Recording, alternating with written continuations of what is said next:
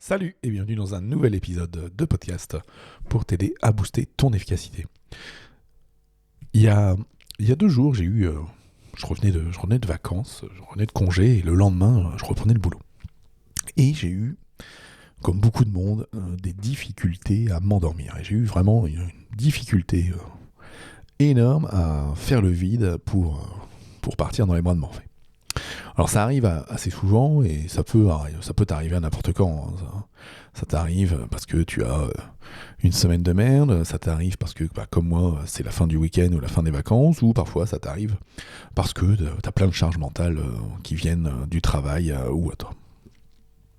Et c'est pas facile à ce moment-là de faire le break et de s'endormir ou de passer à autre chose.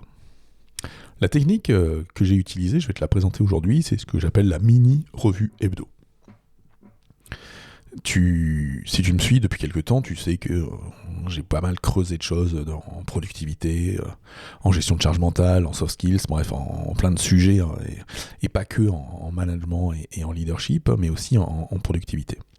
Et il y a quelques années, j'avais lu un bouquin qui s'appelle Getting Things Done, S'organiser pour réussir, qui a été écrit par David Allen, on va dire un ponte de la productivité pour cadre dirigeant, grand patron aux États-Unis.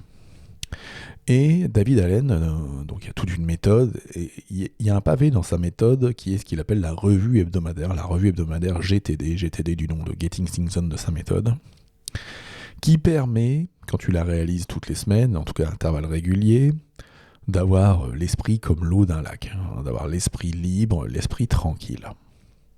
Alors c'est un process en 3 étapes qui est assez codifié, qui permet d'aller creuser pas mal d'items pour soi et dans sa gestion de tâches et dans sa gestion de to-do list.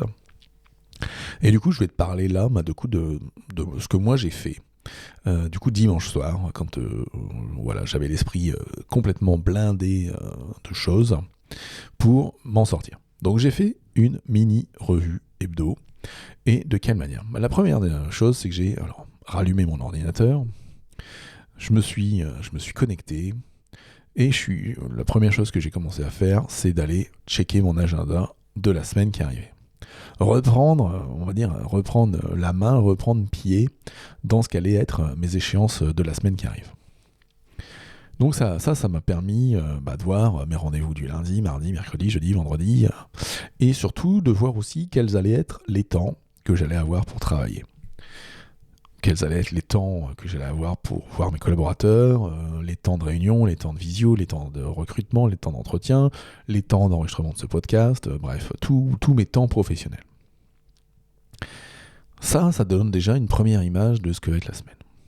Ensuite, la deuxième des choses que j'ai faites, c'est que j'ai ouvert mon logiciel de gestion de tâches, mon logiciel de gestion de to-do, qui s'appelle Todoist. Je te mettrai le lien affilié dans les notes de l'épisode. C'est vraiment un des logiciels, je dirais, les plus simples, les plus pratiques et les plus complets pour s'organiser. Tu peux faire un truc vachement complet ou l'utiliser comme moi de manière simple.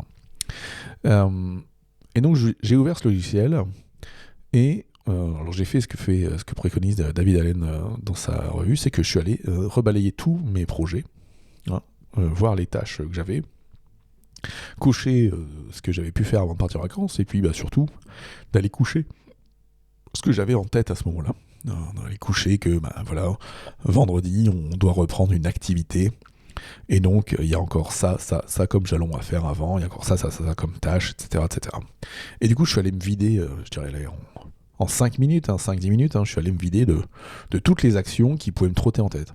Tu sais, tous ces trucs où justement, quand t'es sur l'oreiller, tu dis, putain, demain il faut que je pense à ça. Ah oui, puis il y a encore ça, et encore ça. Et si tu prends pas le temps à ce moment-là d'aller coucher ça quelque part, le lendemain tu le perds. Et puis quand ça te revient, souvent c'est trop tard. Donc là, c'est ce que j'ai fait. Je suis allé coucher directement dans mes tâches, les projets, les tâches, les sous-tâches, bref, tout ce qui me permettait de me vider l'esprit. Et ça déjà, ces 2 premières étapes, elles m'ont déjà fortement soulagé.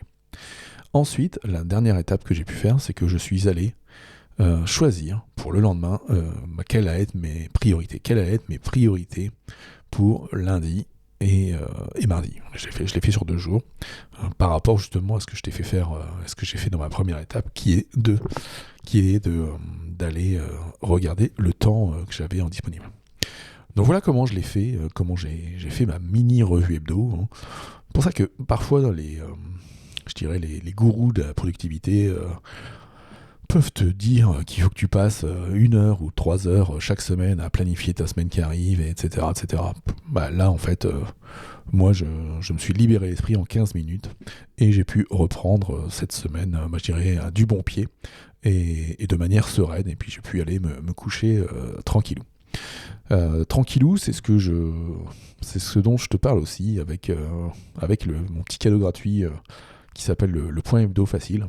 Si tu as envie de transformer les moments que tu peux avoir avec ton équipe, je dirais en moments de productivité et en moments où chacun va pouvoir s'exprimer, où la confiance va pouvoir s'installer dans ton équipe, c'est ce que je te propose dans ma trame de point hebdo facile que tu peux récupérer en te rendant sur fabien.coach/point-hebdo.